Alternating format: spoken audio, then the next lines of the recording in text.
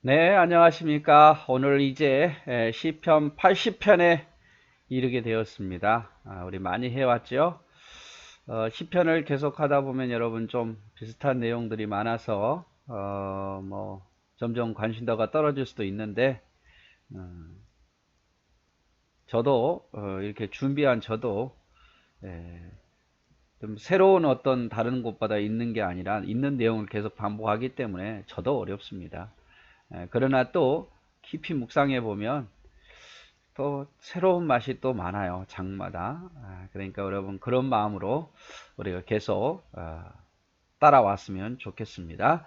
자, 시편 80편에 있는 내용도 역시 누가 지었냐? 아삽이죠. 그래서 고난의 현실 속에서 하나님의 궁유를 구하는 시입니다. 지금 현실은 고난인데 그 속에서 하나님의 궁유를 간구하고 있죠. 하나님의 도우심을 호소하고 있고 현재 이스라엘을 돌아보아 주시고 이스라엘을 포도나무에 비유한 다음에 하나님은 유일하신 소망의 하나님이다 라고 고백하며 마치고 있습니다. 자, 내용을 바로 한번 들어가 볼까요? 요셉을 양떼같이 인도하신 이스라엘의 목자여, 귀를 기울이소서. 그룹 사이에 자정하신 이여, 빛을 비추소서. 에브라임과 베냐민과 므낫세 앞에서 주의 능력을 나타내사 우리를 구원하러 오소서. 하나님이여, 우리를 돌이키시고 주의 얼굴빛을 비추사 우리가 구원을 얻게 하소서. 자, 귀를 기울여 주소서. 빛을 비춰 주시옵소서. 우리를 구원하러 오소서. 다 뭔가 이게 간절한 마음이 있지 않습니까? 네, 하나님을 어떻게 표현하냐면요. 요셉을 양떼같이 인도하신 이스라엘의 목자. 하나님은 이스라엘의 목자다 그 말이에요. 이스라엘을 양떼처럼 인도해 주시는 우리의 목자 되신 하나님, 귀를 기울여 주옵소서. 이스라엘이 여기까지 온 것은 하나님이 목자 되셔서 우리를 인도해 주셨기 때문입니다. 이 말이죠. 그 하나님이 우리의 기도에 귀를 기울여 달라 이렇게 이야기를 하고 있고, 그 다음에 그룹 사이에 좌정하신 이여, 그룹 천사들 사이에 있으신 천사들보다 더 높으신 아버지, 빛을 비추어 주옵소서. 우리에게 빛을 비춰 주옵소서. 희망의 빛을 비춰 주옵시고 구원의 빛을 비춰달라 이 말이죠. 그 다음에 2절에 에브라임과 베냐민과 므낫세 앞에서 주의 능력을 나타내신 하나님 우리를 구원하러 오소서. 에브라임, 베냐민, 므낫세 다 이스라엘을 세 족속만 지금 이야기하고 있는데 전체를 다 이야기하는 거예요. 결국에는 에브라임, 베냐민, 므낫세 주의 능력을 그들에게 나타냈듯이 우리를 구원하러 오소서 이 말이에요. 그래서 우리를 인도하신 하나님, 천사들 사이에서 능력으로 역사하신 하나님, 그 다음에 주의 능력을 우리에게 나타나신 하나님, 우리의 기도에 귀를 기울여 주시고 우리에게 빛을 비춰 주시고 우리를 구원하러 오소서라고 기도하죠. 그러면 3절에 우리를 돌이키시고, 즉 우리에게 심판 내렸던 마음을 돌이켜 주시고 우리의 죄를 용서해 주시고 주의 얼굴 빛을 비춰서 우리가 구원을 얻게 해달라고 간절히 기도하고 있는 내용입니다. 만군의 하나님 여호와여, 주의 백성의 기도에 대하여 어느 때까지 노하십니까? 이렇게 하나님 백성들이 기도하는데 하나님 이제 심판을 거두어 달라, 이 고난을 거두어 달라 이렇게 기도하고 있습니다. 5절 주께서 그들에게 눈물의 양식을 먹이시며 많은 눈물을 마시게 하셨나이다. 자, 이스라엘 백성들의 눈물 누가 흘리겠습니까? 누가 먹고 마시겠습니까? 하나님이 하셨다 그 말이에요. 하나님을 향한 원망보다는 이 진노가 하나님으로부터 왔다는 사실을 잘 알아요. 그리고 왜 하나님께로 오게 했습니까? 이스라엘 백성들의 범죄로. 이스라엘 백성들의 범죄로 하나님께서 우리를 심판하신 것을 잘 알아요. 6절 우리 이웃에게 다툼거리가 되게 하시니 우리의 원수들이 서로 비웃나이다. 하나님께서 이웃에게 다툼거리가 되게 하시고 원수들의 비웃음거리가 되게 하셨나이다. 그래서 이 진노가 하나님으로부터 왔다는 사실을 알고 이 진노를 풀어주실 분은 하나님밖에 없다는 것도 또한 압니다. 우리가 어떤 고난을 당할 때 내가 왜 이런 고난을 당해야 되는가 모르면 안 되잖아요. 내가 이런 고난을 왜 당해야 되는가 한번 우리는 그걸 잘 생각해 보셔야 돼요. 하나님의 연단이 있다 그러면 우리는 잘 견디고 이겨내야 되고, 내가 죄 때문에 그렇다라면 하나님께 회개해야 되고, 하나님은 이유 없이 우리를 심판하지는 않습니다. 나를 연단하려고 하시든지 나를 깨닫게 하려고 하시든지 아니면 사탄이 나를 시험하려고 하는 건지, 그러나 분명한 사실은 그 시험과 고난을 이겨내고 하나님을 향한 믿음이 끝까지 붙잡으면 반드시 그 결과는 좋은 결과, 승리의 결과가 있다는 사실이에요. 지금 오늘 시편 기자도 주님께서 우리에게 눈물의 양식을 먹이시고 마시게 했고, 주님께서 이웃의 다툼거리가 되게 하시고 원수들의 비웃음거리가 되게 하셨다 그 말이에요. 그런 식으로 하나님을 그렇게 생각하면서 하나님을 원망하는 게 아니라 하나님이 이 문제를 풀어주실 유일한 분임을 알고 하나님께 거두어 달라고 기도하고 있는 모습이죠. 7절 만군의 하나님이여 우리를 회복하여 주시고 주의 얼굴에 광채를 비추사 우리가 구원을 얻게 하소서. 지금 그렇잖아요. 이것이 하나님으로부터 왔기 때문에 하나님만이 회복시킬 수 있고 하나님만이 구원을 얻게 하실 수 있기 때문에 더 간절한 마음으로 하나님께 기도하고 있는 모습입니다. 귀를 기울이소서, 빛을 비추소서, 돌이키소서 우리를 구원하여 주옵소서. 주께서 많은 눈물을 먹고 마시게 했습니다. 죄가 진노가 하나님으로부터 옮을 알고 있죠. 그래서 우리를 회복시켜 주옵소서. 어떤 어려움은 해결할 분은 하나님밖에 없어요. 그러니까 더 간절히 하나님께 기도하고 있는 내용입니다.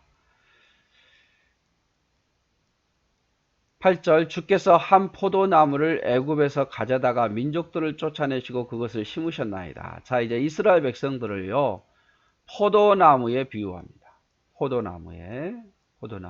그래서 하나님께서 한 포도나무를 어디에서? 애굽에서 가져다가, 애굽에서 출애굽해 가게 했죠. 그 민족들을 쫓아내시고 그것을 심으셨나이다. 이 말은 뭐냐니까 가나안 땅의 민족들을 쫓아내시고 이스라엘 백성들을 거기에다 심었다 그 말이죠. 하나님께서 주께서 그 앞에 가꾸셨으므로 이 포도나무 이스라엘을 가꾸신 분은 누굽니까? 하나님이다 그 말이에요. 그 뿌리가 깊이 박혀서 땅에 가득하며 그 그늘이 산들을 가리고 그 가지는 하나님의 백향목 같으며 그 가지가 바닥까지 뻗고 넝쿨이 강까지 미쳤거늘. 자, 하나님이 이스라엘 백성들을 애굽에 출애굽해서 또 가나안 땅에 뿌리를 내리게 하시고 하나님이 가꾸셔서 가나안 땅에서 힘있게 이스라엘 백성들을 세웠다 그 말. 다윗과 솔로몬 시대처럼 강한 나라로 만들었어요. 그런데 문제는 뭡니까? 그들이 하나님을 버렸다 그 말이에요. 하나님을 외면하고. 그래서 주께서 하나님께서 담을 허셨어요. 담을 허셨어요. 주께서 어찌하여 담을 허시사, 자, 담을 헐어버리니까 성벽이 허물어졌으니까 주변 나라들이 막 공격하겠죠. 바벨론이 쳐들어오겠죠. 그렇죠? 포도나무에 담을 허신 것처럼. 자, 주께서 어찌하여 그 담을 허시사 길을 지나가는 모든 이들이 그것을 따게 하셨나이까. 열매는 다른 나라들이 다 따먹는다 그 말이에요. 수고는 이스라엘이 했는데.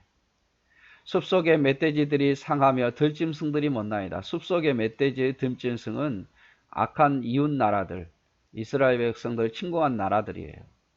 만군의 하나님이여 구하옵나니 돌아오소서, 하늘에서 굽어보소서, 이 포도나무를 돌보소서. 이스라엘을 돌보아 달라 그 말이에요. 주의 오른손으로 심으신 줄기요 주를 위하여 힘있게 하신 가지입니다. 주님이 심으신 줄기고 주님이 힘있게 하신 가지가 아닙니까? 그런데 왜 하나님이여 담을 헐어서 이방 나들이 와서 멧돼지들, 들짐승들이 와서 먹게 그냥 두십니까? 이 말이죠. 하나님 왜 담을 허셨을까요? 그들이 먼저 하나님을 버리니까요. 자, 그것이 불타고 배임을 당하며 주의 면촉으로 말미암아 멸망하오니. 자, 불타고 배임당하고 이렇게 되어지는 상황.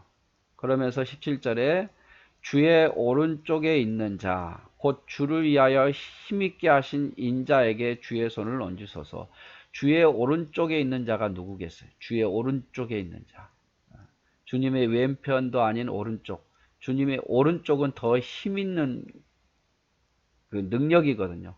주의 오른쪽에 있는 자. 이렇게 해석했는데, 곧 주를 위하여 힘있게 하신 인자. 힘있게 하신 인자, 주의 오른쪽에 있는 자는 누구냐?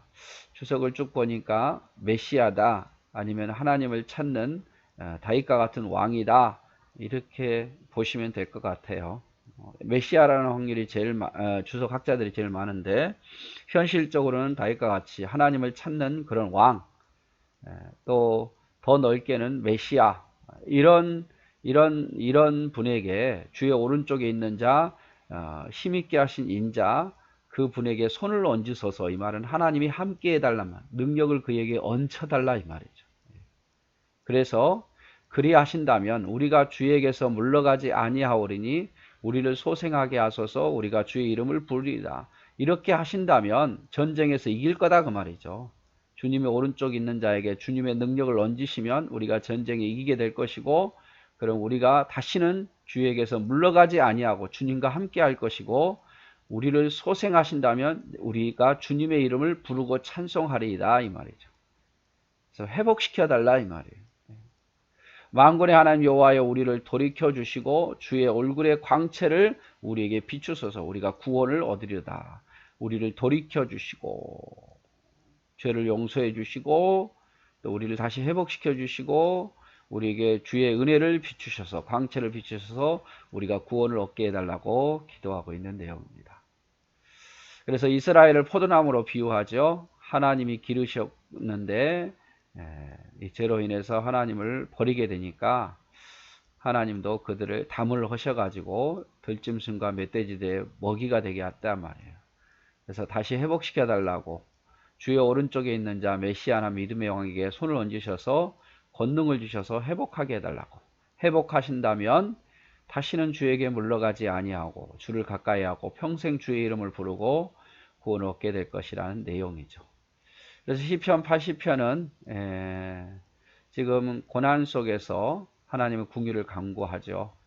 도움을 호소하는데, 특별히 이 포도나무 비유를 통해서 하나님께서 이렇게 애굽에서 가져다가 가나안 땅에 심으시고 갖고 오셨는데, 그들이 하나님을 버림으로 담을 하신다 보니까, 하나님 보호막을 거두다 보시니까 고난을 당했다 그 말이죠. 그러나 이제 하나님 다시 우리에게 구원자를 허락해 주셔서 우리가 하나님의 이름을 부르고 하나님을 찬송하게 해달라고, 그렇게 하겠다고 소원하고 있는 내용입니다. 그래서 우리도 어떠한 고난 속에 있을 때 하나님의 은혜로 다시 힘을 얻고 다시 하나님의 이름을 부르는 자로, 또 하나님을 가까이 하는 자로, 하나님을 찬송하는 자로, 하나님께 영광 돌리는 자로 늘 회복하게 해달라고 간절히 기도해야겠죠. 여러분, 내 믿음이 연약해져 있을 때 하나님 내 믿음을 다시 회복해 달라고, 그리고 하나님을 향한 그 사랑으로 다시 넘쳐나게 해달라고, 하나님의 은혜로 모든 게 회복되게 해달라고 늘 소망 잃지 않고 우리 기도했으면 좋겠습니다. 네, 오늘도 수고하셨습니다. 사랑하고 축복합니다.